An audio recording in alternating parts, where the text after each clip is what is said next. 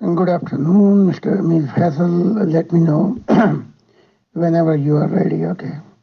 I'm just over here in my office. Mohtaram Zahid Khan Sahab, Janab, dear ma'am, and all dear group members of Pure Discussion Group, Assalamu alaikum wa rahmatullahi wa barakatuhu. एक बार हम फिर से मोहतरम जाहिद खान साहब का इस्तकबाल करते हैं और फिलहाल माइक में सबसे पहले डियर मैम के हवाले करता हूं कि वो मोहतरम जाहिद खान साहब से सवाल जवाब का सिलसिला शुरू करें। शुक्रिया। अस्सलाम वालेकुम व रहमतुल्लाह। बहुत बहुत शुक्रिया फैसल भाई इस इज़्ज़त अफजाई के लिए। मैं पहला सवाल मोहतरम जाहिद खान साहब के सामने रखती हूँ कि आपने अक्सर ये बताया है कि 16 साल की उम्र में आपको अल्लाह ताला ने ये कहा कि आप अपना मज़हब, अपना ख़ानदान और ट्रेडिशंस वगैरह को छोड़कर जर्मनी की तरफ चले जाएं और वो वादे की सरजमीन है। अब मैं आपसे ये पूछना चाहती हूँ कि आपकी उम्र उस वक्त क्या थी जब आपको वाज़ेह तौर पर खुदा ताला ने कहा कि आप उसके पैगंबर हैं और अब आप लोगों को दावत देने का सिलसिला शुरू करें। पहला सवाल कि मुझे कैसे पता लगा कि ईसा इब्ने ज़करिया के बेटे हैं, मुझे ये कैसे पता चला? इस सवाल का जवाब ये है कि यसू को कैसे पता लगा कि वो मसीह है। जहां से उसे पता लगा कि वो मसीह है और खुदा का बेटा है, वहीं से मुझे पता लगा कि ईसा का बाप ज़करिया है।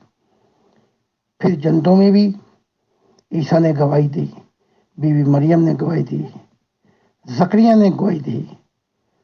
तो मुझे उसी आसमान से पता लगा जिस आसमान से ईसा आया था, उसी आसमान से मुझे खबरें आती हैं। वो तो खुदा ने 12 साल की उम्र में ही कह दिया था, वालेकुम सलाम, कि तुझे इंसानियत मोहब्बत के नाम से याद करेगी। फिर 16 साल की उम्र में जब खुदा ने कहा तू जर्मनी जा, तो बहुत सी बातें मैं इस्लाम की खोल चुका था। मेरी पैगंबरी तो शुरू हो चुकी थी। फिर ऐसे मसाइब आए बीच में यूरोप में कि वक्तन फवक्तन मैं अपनी नबूवत का सिलसिला टूट गया, क्योंकि हालात बड़े अजीब, जिसमें जेलों में जाना पड़ा और बहुत सी मुश्किलात आई। लेकिन पैगंबरी का सिलसिला तो शुरू हो गया था 12 साल से। 16 साल की उम्र में मैंने कुछ ऐसी बातें बता दी थी इस्लाम और मोहम्मद की नबूवत के बारे में, जिससे मुझे बड़ी तकलीफें हुई। तो ये ज़रूरी नहीं कि 24 घंटे नबूवत का टैक्सी की तरह बिल चलता रहे। बाज़ औक़ात ऐसी मुश्किलात आ जाती हैं कि सिलसिला टूट जाता है।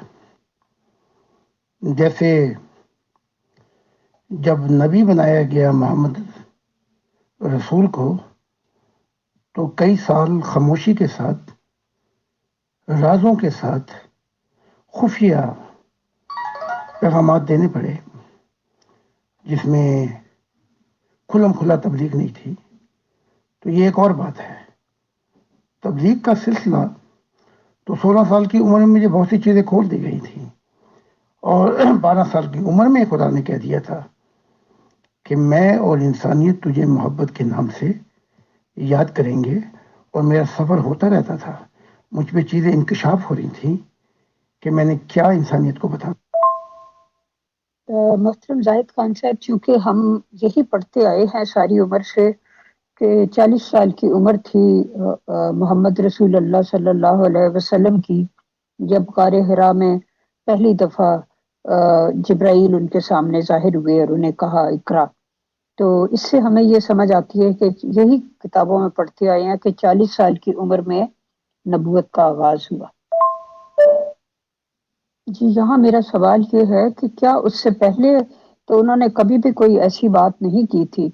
اس طرح حضرت عیسیٰ علیہ السلام کے بارے میں ہم پڑھتے ہیں کہ ان کو 30 سال کی عمر میں وہ نبوت کے لیے فائز کیے گئے، اور جب وہ 33 ایئرس کے تھے تو تب تک ان کو سلیب بھی ہو چکی تھی۔ کیا یہ باتیں اسی طرح نہیں ہیں؟ یہ باتیں اس طرح نہیں ہیں۔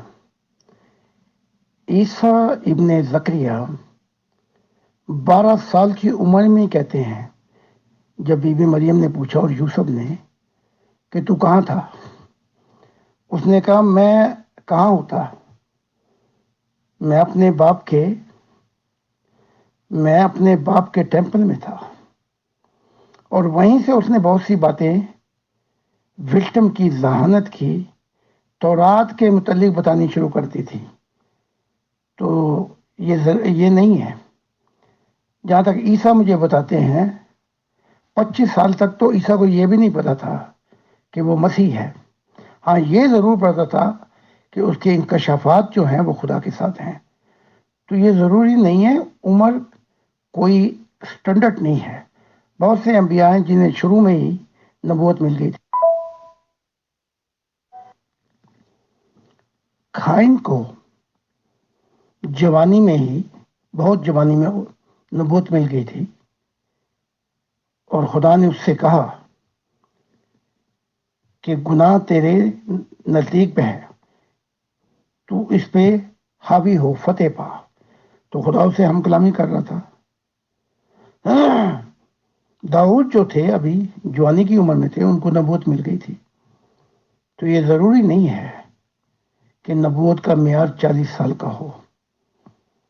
تو مجھے خدا نے انکشافات شروع کر دیے تھے، بتا دیا تھا مجھے۔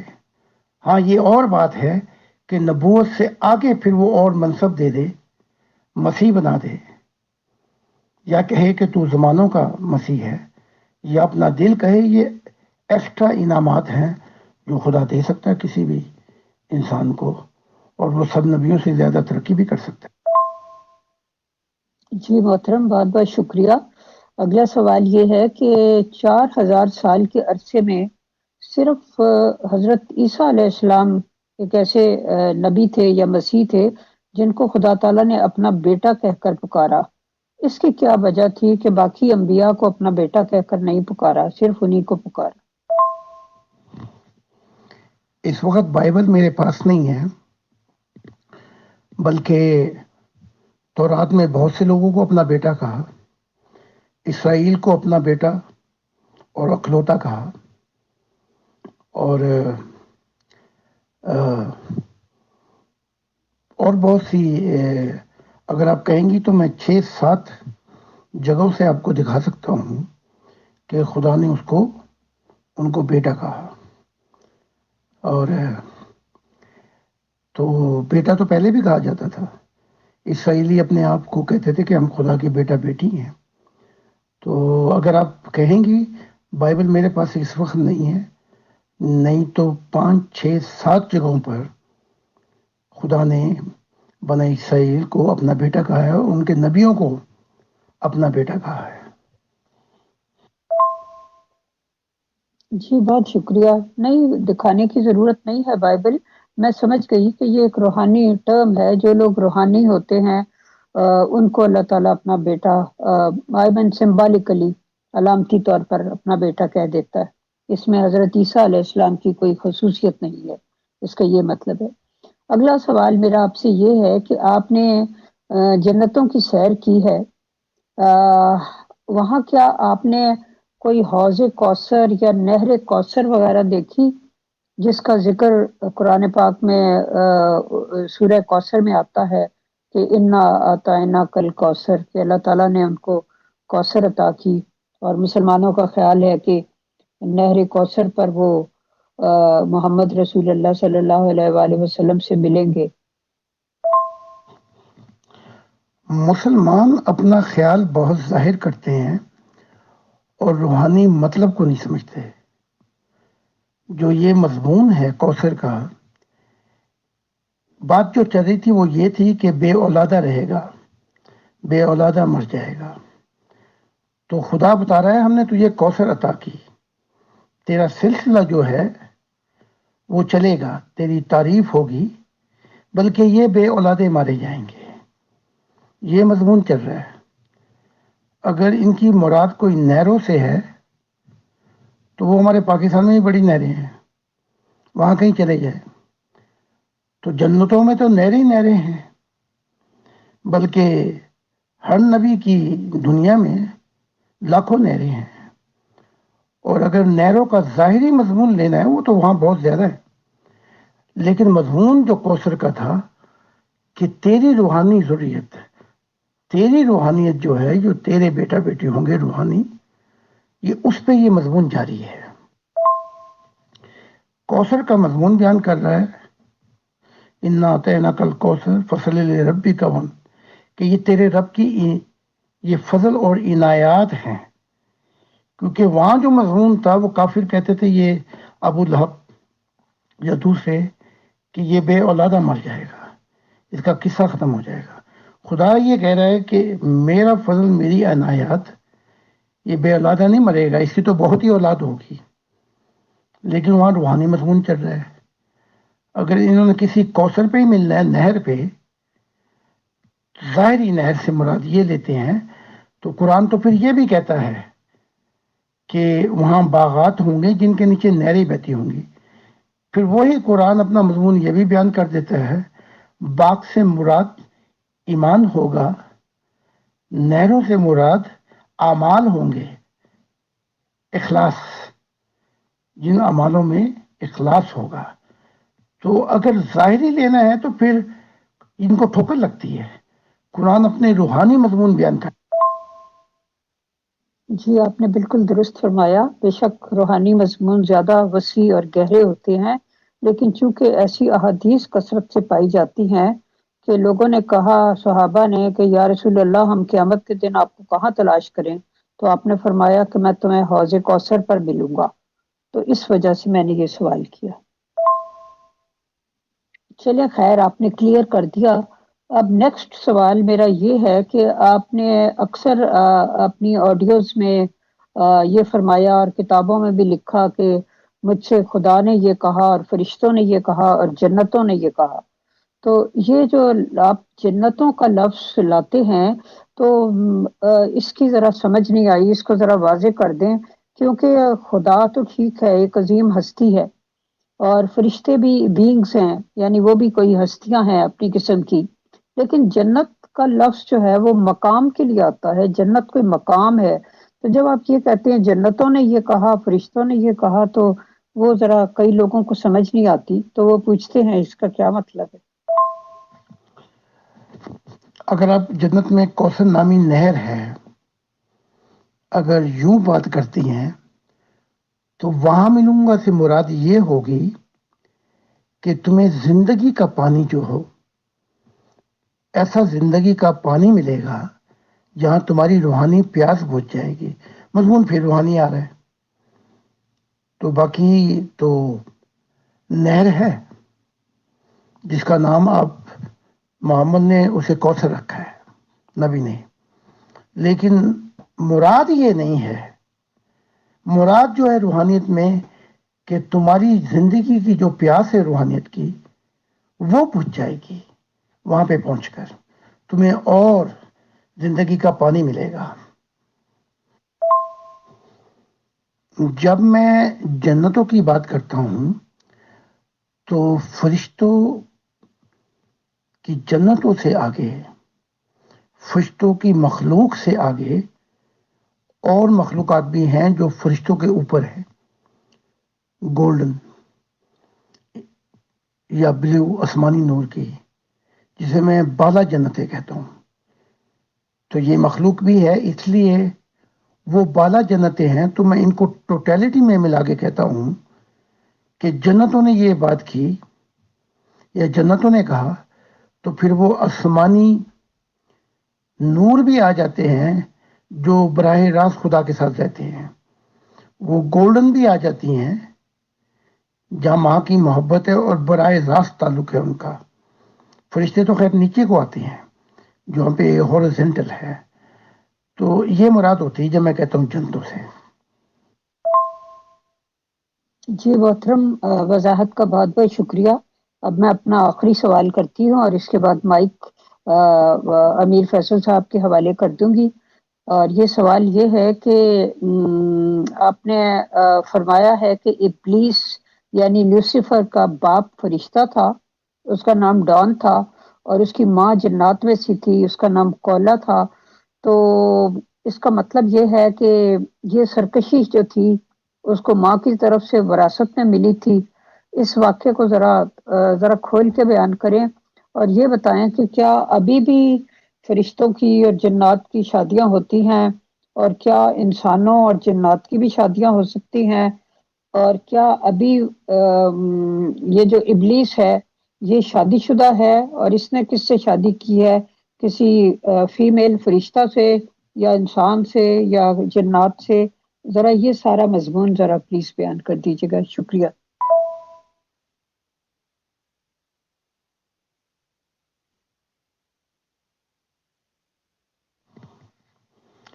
فردوس جسے آپ جنت کہتے ہیں، یہ اسپرچل گروتھ، روحانی ترقی، لائف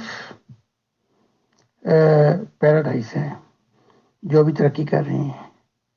ان میں 3 ڈیمینشن آ جاتے ہیں. ان میں ڈیمینشن آ جاتے ہیں ابتدائی، پھر اسپرچل گروتھ، نمبر 2 ڈیمینشن آ جاتے ہیں فارمیشن، گروتھ، اور پھر مکمل کمپلیٹ. ان 3 ڈیمینشن کے اندر انگنت جنتیں ہیں. تو وہاں پہ بہت مخلوق آباد ہے، جنات بھی ہیں، وہاں فرشتے بھی ہیں، اور مختلف مخلوقات ہیں. ان کی آپس میں شادیاں بھی ہوتی ہیں. ہاں، روح کی بھی، جو انسانی روح ہے، ان کی بھی شادیاں ہو سکتی ہیں روح کی دنیا میں، اور بلکہ زمین پہ بھی ہو سکتی ہیں. یہ وہ لوگ جانتے ہیں جن کو روحانی مشاہدات ہیں. یہ نہیں کہہ سکتے کہ سرکشی ماں کی طرف سے ملی تھی، کیونکہ جنات کے بھی اعلیٰ عرفہ جنتیں ہیں اور بادشاہتیں ہیں. تو فرشتے بھی گر سکتے ہیں اور اپنا نور کھو بیٹھے، اور مخلوقات بھی. اور جو یہ آپ چڑیل کہتے ہیں، چھلاوا کہتے ہیں، یہ مختلف یہ نیچر ہیں. اور خدا فرشتوں سے پہلے انتہائی کائنات تخلیق کر چکا تھا اور مخلوقات. تو جب تک کوئی بھی مخلوق روحانی ترقی میں ہے، گر سکتی ہے، اور ان کے آپس میں لین دین بھی ہوتے ہیں. یہ روحانیت کے مشاہدے میں یہ چیزیں کھلنی شروع ہو جاتی ہیں. تو ہاں، یہ ہو سکتا ہے. اور ابلیس کا رہ گیا ہے. ابلیس نے کئی شادیاں کی، ان میں سے پھر وہ بھی ہیں جن کے پاس پہلے نور تھا، وہ بھی جن کے پاس نور اب نہیں ہے. بہت بہت شکریہ میم. محترم زاہد خان صاحب، السلام علیکم. سب سے پہلا ہمارے ایک ریسپیکٹڈ ممبر کا سوال ہے. انہوں نے آڈیو تو دی ہے، بٹ ان کے جو سوال میں سوال نکل کر آ رہا ہے وہ مختصر یہ میں بیان کر سکتا ہوں. حالانکہ میں نے بھی آپ کی طرف سے جواب دیا تو ظاہر سی بات ہے کہ وہ آپ کے بنا سیٹسفائیڈ نہیں ہوں گے. تو ان کا کہنا یہ ہے کہ جتنے بھی نبی اور رسول آئے ہیں پہلے، ان لوگوں نے تبلیغ کچھ بھی کی ہو، کیسے بھی کی ہو، بٹ ایک دوسرے کی مخالفت ان لوگوں نے کبھی نہیں کی. اور زاہد خان صاحب کو یہ دیکھا جا رہا ہے کہ وہ رسول محمد صلی اللہ علیہ وسلم کی بھی کچھ باتوں میں مخالفت کرتے ہیں، اور بھی کچھ لوگ نبی لوگوں کی.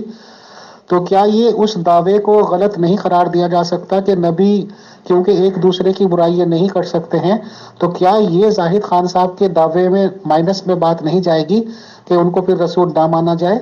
پلیز بتا دیجئے. شکریہ.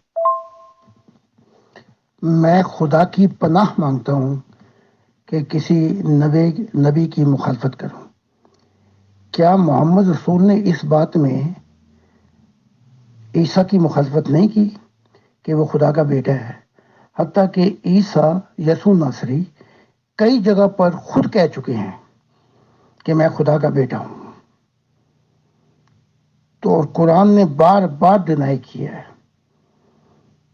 پھر کیا محمد نے مخالفت نہیں کی؟ محمد رسول نے پہلے انہیں کہا کہ وہ انہیں عالم پہ چنا گیا ہے، اور پھر ان پہ لعنت کی بنی اسرائیل کے اوپر بار بار.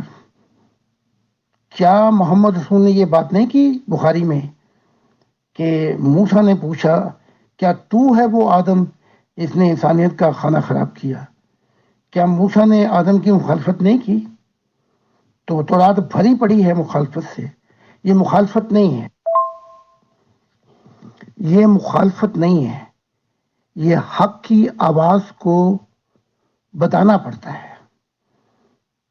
اگر خدا مجھے یہ کہے کہ تو اس بات کو بتا اور اس بات کو میں چھپاؤں تو پھر یہ ظلم ہوگا، انسانیت پہ بھی ظلم ہوگا اور خدا کا میں نافرمان بھی ہوں گا. جیسے مثال کے طور پہ 12 سال الہامی بارش کی غلام احمد قادیان پہ اور وہ چھپاتے رہے. پھر آخر انہوں نے خود ہی کہا کہ خدا نے الہام کی بارش کی اور مجھے میرے عقیدے پہ نہیں رہنے دیا اور کہا کہ میں نبی ہوں. تو پھر بتانا پڑا کہ نہیں بتانا پڑا؟ محمدی بیگم سے نکاح بتانا پڑ گیا کہ اسمان پہ ہوا ہے. تو بہت سی چیزیں جہاد کو سب سے بڑا فتنہ کہا ہے اور کہا کہ یہ بدترین قسم کی چیز ہے، اور محمد تعریف کرتے تھے جہاد کی. تو مخالفت کی کہ نہیں کی غلام احمد قادیان نے؟ تو یہ بات درست نہیں ہے. وقت کے ساتھ جب خدا کچھ کہتا ہے تو کرنا پڑ جاتا ہے. جی محترم زاہد خان صاحب، بہت بہت شکریہ، آپ نے ہمارے کنسرننگ ممبر کا جواب دیا. میرا آپ سے بات چیت چل رہی تھی حضرت ابراہیم جی علیہ السلام کے ریگارڈنگ، اور میں نے آپ سے یہ پوچھا تھا کہ جو کچھ ان لوگوں نے کیا ہے تو وہ کیسے ایک اچھے آدمی بھی پروو ہو سکتے ہیں. اور آپ نے بالکل حق کا چناؤ کرتے ہوئے یہ بتایا تھا کہ نبی لوگ بھی بشر ہی ہوتے ہیں اور ان سے انسانی فطرتی غلطیاں ہوتی ہیں. بہرحال سر شکریہ. میرا نیکسٹ سوال وہیں سے شروع ہوتا ہے محترم، کہ ابراہیم علیہ السلام تو بت پرست گھرانے میں پیدا ہوئے اور ہو سکتا ہے کہ انہوں نے بھی کچھ ٹائم اپنے ماں باپ والا ہی کام کیا ہو. بہرحال وہ ہماری بحث میں نہیں ہے. میرا اگلا اور امپورٹنٹ سوال یہ ہے کہ پھر ایسا کیا ہو گیا کہ ابراہیم علیہ السلام کو ہی یہ بتا دیا گیا، یا انہوں نے ہی لوگوں کو یہ بتا دیا کہ اب جو بھی نبوت آئے گی وہ ان کے خاندان میں سے آئے گی. میرے جیسا آدمی تو یہ سوچے گا سب سے پہلے یہ بتائیں کہ کیا ابراہیم علیہ السلام نے اپنے زمانے میں بہت زیادہ دولت اکٹھی کر لی تھی، بہت مالدار ہو گئے تھے وہ، جو انہوں نے یہ دعویٰ کیا؟ میں دین سے ہٹ کے تھوڑا سا سمجھنا چاہتا ہوں محترم، اور لوگوں نے ان کی بات کو مانا. بتائیں. شکریہ. ابراہیم نے کوئی ایسا دعویٰ نہیں کیا امیر فیصل صاحب، بلکہ تورات کو اگر غور سے پڑھیں تو عہد تو ہیں خدا کے، لیکن یہ دعویٰ یہ بھی نہیں ہے کہ وہ نبی تھا. یہ تو قرآن پھر بڑا زور دیتا ہے کہ وہ امام تھے، فلاں تھے، لیکن ابراہیم کا کوئی دعویٰ نہیں ہے، نبوت کا بھی دعویٰ نہیں ہے، اسحاق کا بھی کوئی دعویٰ نہیں ہے جو بیٹے تھے، نہ اسماعیل کا، نہ یوسف کا یہ دعویٰ ہے. ہاں وہ یہ کہتے تھے کہ خدا نے انہیں دکھایا ہے، وہ خوابوں کی تعبیرات بتا دیتے تھے، اور یہ کہ خدا نے یہ بتایا ہے کہ تو کھینان جا، سفر کر. لیکن اگر پوری تورات کو دیکھیں تو جو زیادہ ایمفیسائز کرتا ہے، قرآن زیادہ زور دیتا ہے جب وہ یہ کہتا ہے کہ میں تجھے امام بناؤں گا. پھر یہ آگے پیچھے کی لگا دیتے ہیں کہ وہ امام تھا اپنا بنی اسرائیل کا، عیسائیت کا، ورنہ محمد کے دور میں تو عیسائیت تھی نہیں، ابراہیم کے دور میں تو عیسائیت تھی نہیں، نہ اسلام تھا. تو جو سونے پہ سہاگا ہوتا ہے ان دعووں کا، وہ محمد کرتے ہیں، نبی، قرآن میں بھی اور حدیثوں میں بھی. اب آ جاتے ہیں ہم اصل بات کی طرف. ابراہیم نے دولت کٹھی کی؟ ہاں ابراہیم نے دولت کٹھی کی. کیا ابراہیم نے جنگ کی؟ ہاں ابراہیم نے جنگ کی. کیا ابراہیم نے مال لوٹا؟ ہاں ابراہیم نے مال لوٹا. تورات واضح طور پہ بتاتی ہے اپنے آدمیوں کے ساتھ کیا لوط کو چھڑانے کے لیے. تو یہ وہ حقائق ہیں کہ جن کا انکار ہی نہیں کیا جا سکتا. لیکن یہ نہیں کہا کہ میں میری اس میں سے ذریت میں سے نبی ہوں گے۔ قرآن تو داؤد کو اور سلیمان کو بھی نبی کہتا ہے، اور داؤد جو تھا وہ دوسرے نبیوں سے پوچھتا تھا، اور وہ لے کے بتاتے تھے کہ داؤد کو، تو کیا داؤد نبی تھا؟ اسی طرح سلیمان کے دور میں بھی نبی اور تھے، قرآن سلیمان کو بھی نبی کہتا ہے۔ تو یہ بڑی عجیب قسم کی کنفیوژن آ جاتی ہے۔ اصل میں محترم زاہد خان صاحب ایز یوزل آپ سے بات کر کے بالکل نئی باتوں کی جانکاری ملتی ہے، اور آپ یقین کیجئے کہ میرا ذہن یہ کام کرتا تھا کہ یار ایسے کیسے پاسبل ہے کہ چلیے ابراہیم علیہ السلام نبی ہو گئے، جبکہ شخصی طور پر وہ ایک اچھے آدمی بھی ثابت نہیں ہو پاتے ان لوگوں کے سامنے جو نبوت کو اہمیت نہیں دیتے ہیں۔ اب آپ نے یہ انکشاف کیا کہ کتاب میں بھی لکھا ہوا ہے، مطلب ریلیجس بک میں، اور انہوں نے لوٹ مار بھی کی ہے، پیسہ بھی زیادہ کمایا ہے، تو سر پھر پرانے ٹائم میں تو یہ بہت زیادہ ہوتا تھا، بلکہ اب سے 40-50 سال پہلے بھی if I am not wrong ہر ایک دیش میں شاید زمیندارہ سسٹم تھا، اور جس کی لاٹھی اس کی بھینس ہوتی تھی وہی فیصلے کرتے تھے، تو پھر تو کسی کی بولنے کی ہمت ہوئی نہیں ہوگی۔ جس نے بھی کہہ دیا ان کے خاندان میں سے میں نبی ہوں تو مان لیتے ہوں گے لوگ کہ پنگا کون لے۔ کیا ایسا ہی کانسیپٹ تھا سر؟ بتائیں، شکریہ۔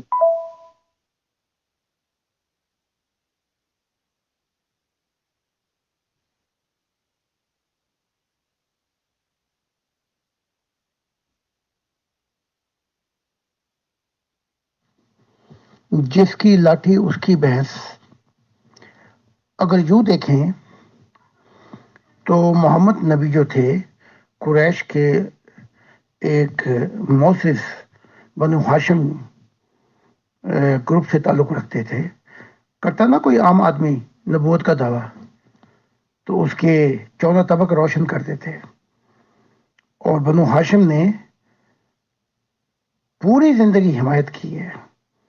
عبد بن مطلب جو سردار تھے، دادا تھے ان کے، انہوں نے کافر ہونے کے باوجود پوری مدد کی۔ یہ قبیلوں میں ہوتا تھا، ان کا جب کوئی آدمی ہوتا تھا وہ جائز ہو ناجائز ہو وہ اس کی مدد کے لیے ہمیشہ تیار کھڑے رہتے تھے۔ تو یہ وہ دور تھا۔ لیکن یہ کہ ابراہیم نے کہا کہ نبوت مجھ سے ہوگی، انہوں نے تو یہ بھی دعویٰ نہیں کیا کہ وہ نبی ہے، اسحاق نے بھی نہیں کیا۔ ہاں انہوں نے کچھ مشاہدات پیش کیے ہیں، یہ تو یوسف نے بھی نہیں کیا۔ ابن سیاد تھا جس نے نبوت کا دعویٰ کیا محمد رسول کے زندگی میں ہی، اس کے 14 طبق روشن کرا دیے، حتیٰ کہ محمد سننے کے لیے گئے کہ اس پہ کون سا کلام اترتا ہے چھپ کر، تو اس کی ماں نے کہا سیاد محمد نزدیک آ گئے، تو پھر وہ بند ہو گیا، اپنا کلام اس نے ختم کر دیا۔ تو ایک عام آدمی کا تو محمد کے دور میں بھی نہیں تھا کہ وہ نبوت کا دعویٰ کرے اور پھر اس کی گوشمالی نہ کی جائے۔ تو یہ حال تھا۔ تو یہ موسس قسم کے جو گھرانے کے لوگ تھے، جن کا اختیار تھا، جن کے پاس حکومت تھی، وہ لوگ تھے جو سامنے آئے۔ اب ایک عیسیٰ آئے تھے، وہ ترخان کا بیٹا تھا، سولی پہ چڑھا دیا اسے۔ اس کے ساتھ کوئی تھے موسس لوگ؟ نہیں۔ اصل میں محترم زاہد خان صاحب جو میرے دماغ میں خیالات چلتے ہیں، میں کافر کہلایا جاؤں یا مجھے کچھ بھی کہتے رہیں لوگ، وہ تو سب خیر الگ باتیں ہیں، وہ موضوع کا میٹر ہے بھی نہیں۔ تو یہ میں نے دیکھا ہے کہ بنا مال کے کہیں بھی کچھ نہیں ہے محترم۔ مال زر نہیں ہے تو نہ کوئی رسوائی، نہ کوئی پہنچ ہے، نہ کوئی آواز سنتا ہے، اور آج آپ نے اس کی تصدیق کی محترم۔ تو میں آہستہ آہستہ نہ چلا تھا، انشاءاللہ محمد صاحب پہ بھی آ جائیں گے۔ اس کے بعد چلیے ہم شارٹلی آ جاتے ہیں 4 نبیوں کے ریگارڈنگ، جن کو میں نے بچپن سے سنا ہے کہ وہ بڑے نبی ہیں، یا یہ سنا جاتا ہے کہ 4 نبیوں پہ کتابیں آئیں، مینس کہ داؤد صاحب، اور اس کے بعد موسیٰ صاحب، عیسیٰ صاحب اور محمد صاحب۔ تو داؤد جی کے بارے میں تھوڑا سا بتا دیجئے کہ میں نے سنا ہے کہ وہ تو راجا کی پوزیشن میں تھے، بادشاہ تھے، اور ان کے جو قصے اب تک میں نے سنے ہیں بائبل میں، لیڈیز واڈے، کیا وہ سب آپ اپروو کرتے ہیں کہ کسی کو دیکھا تو اسے بلا لیا، پریگننٹ کر دیا، this and that, this and that? کیا اس طرح کا کیریکٹر داؤد صاحب کا تھا سر یا نہیں؟ بتائیں، وہ جو مس پہلے 5 سوال کیے تھے اس میم نے، مجھے ان کا نام نہیں، نجم یا کیا، بہرحال ان کو میں نے بتانا تھا کہ بنی اسرائیل میں بھی کئیوں کو خدا کا بیٹا کہا گیا۔ اسرائیل خدا کا بیٹا ہے خروج میں، داؤد خدا کا بڑا بیٹا ہے زبور میں، سلیمان خدا کا بیٹا ہے امثال تاریخ میں، قاضی مفتی خدا کے بیٹے ہیں زبور میں، سب بنی اسرائیل خدا کے بیٹے ہیں رومیو میں، تمام بچے خدا کے لڑکے ہیں زبور میں، بدکار لوگ خدا کے لڑکے ہیں یسایہ میں۔ اگر کوئی عیسائی مجھ سے پوچھنا چاہے تو میں ان کو باقاعدہ نشان لگا کر کہ خروج میں کہاں ہے، زبور میں کہاں ہے، اور تاریخ میں کہاں ہے، رومیو میں کہاں ہے، بلکہ بدکار لوگ جو ہیں وہ بھی خدا کے لڑکے ہیں۔ اب میں آپ کے سوال کی طرف، داؤد ایک غریب گھرانے سے تعلق رکھتے تھے، پھر غالباً سیموئیل نے اسے چنا اور خدا نے کہا جاؤ اور اس کے بڑے بیٹے ہیں اس کے پاس جا۔ پھر بہرحال لمبی کہانی ہے، اس کو چنا تو داؤد پھر اپنا بعد میں بادشاہ بھی بنا، ساؤل کی بیٹی بیکل سے شادی کی۔ ہاں یہ بالکل درست ہے جو آپ کہہ رہے ہیں، اس سے بھی بڑے زیادہ واقعات ہیں کہ اس نے ایک چھت پہ چڑھا اور ایک حسین عورت غسل کر رہی تھی، وہ اس کے جنرل اوریا کی بیوی تھی۔ پھر اس کو بلایا، اس کے ساتھ سویا۔ پھر جب اوریا واپس آیا تو کہا کہ تو جا اپنی بیوی کے ساتھ سو۔ اس نے کہا خداوند اسرائیلی جو ہیں وہ لڑ رہے ہیں تو میں اپنی بیوی کے پاس کیسے جاؤں؟ تو وہ نہیں کیا، کیونکہ داؤد نے حمل کر دیا تھا اس اوریا کی بیوی کو۔ تب اس نے ایک خط میں لکھا اور اسی اوریا کو دے دیا کہ یہ جا کے ان کو دے دینا۔ تو یہ جنرل تھا، جب یہ خط پہنچا تو اس جنرل کو لکھا ہوا تھا اس کو اس جگہ پہ رکھنا جہاں یہ مارا جائے۔ تب خدا بڑا ناراض ہوا اور کہا اس کی ایک ہی دمبی تھی اور تیرے پاس اتنی ہے تب بھی تو نے لحاظ نہیں کیا۔ پھر داؤد کے جو بیٹے تھے وہ اپنی ماؤں کے ساتھ سوئے، یہ تورات میں پڑھ لیں آپ۔ تو یہ ایک لمبی کہانیاں ہیں ان کی، اور یہ جو چاہتے تھے کر دیتے تھے۔ وہاں ان کی شریعت، محمدی شریعت، موسوی شریعت کوئی چیز نہیں تھی۔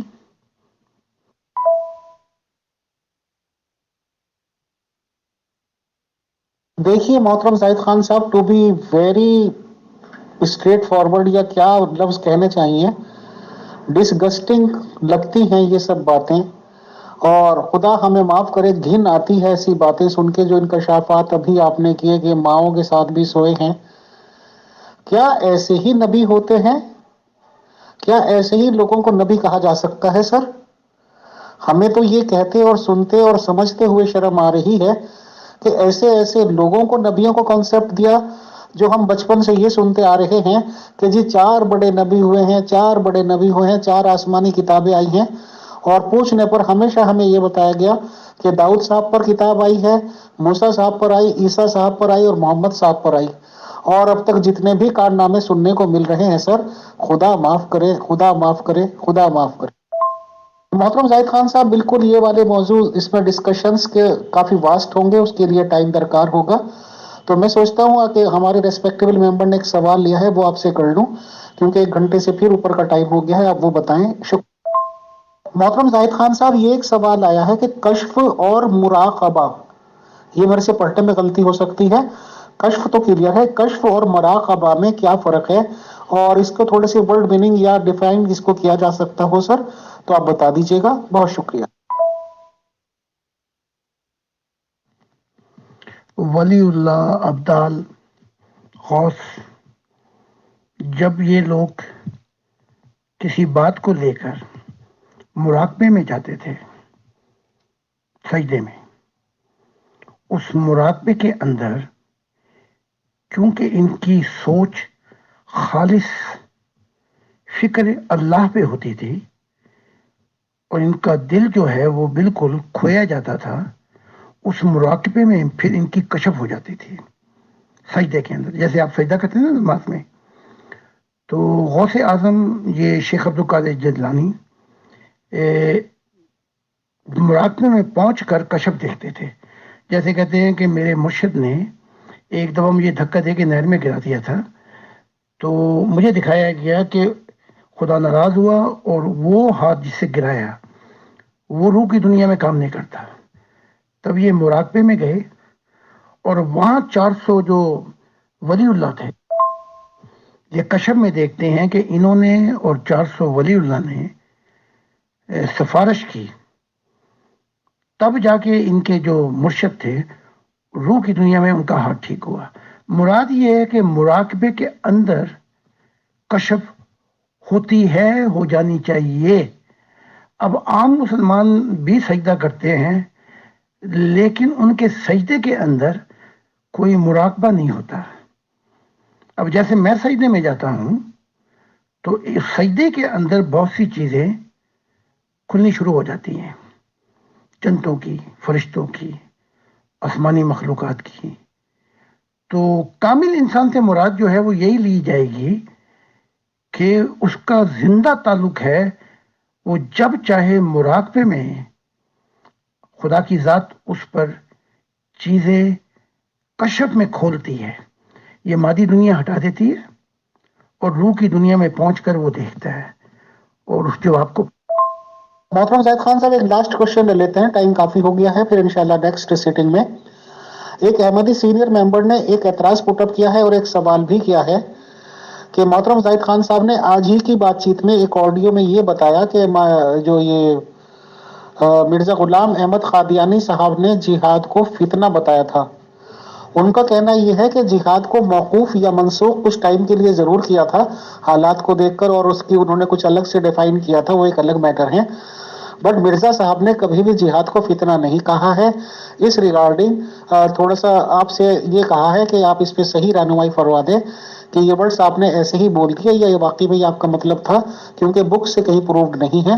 تو جو بھی آپ جواب دینا چاہیں محترم، شکریہ. حضرت مرزا غلام احمد قادیان نے یا یہ الفاظ تو نہیں کہے فتنہ، یہ کہا کہ اسلام پر جہاد جو ہے یہ بدنما داغ ہے، غالباً اسی قسم کے الفاظ ہیں، اور موقوف کر دیا اور کہا کہ اب قلم کا جہاد ہے. اور جہاد کی جو شرائط رکھی وہ یہ ہے جب کوئی قلم سے 21 سینچری میں جہاد کیا جا رہا ہے تو ہم اس کے خلاف گولیوں سے، بموں سے سوال جہاد نہیں کر سکتے، ہم بھی اس کا جواب جہاد سے دیں. ڈیفنس کی شرائط اور ہیں.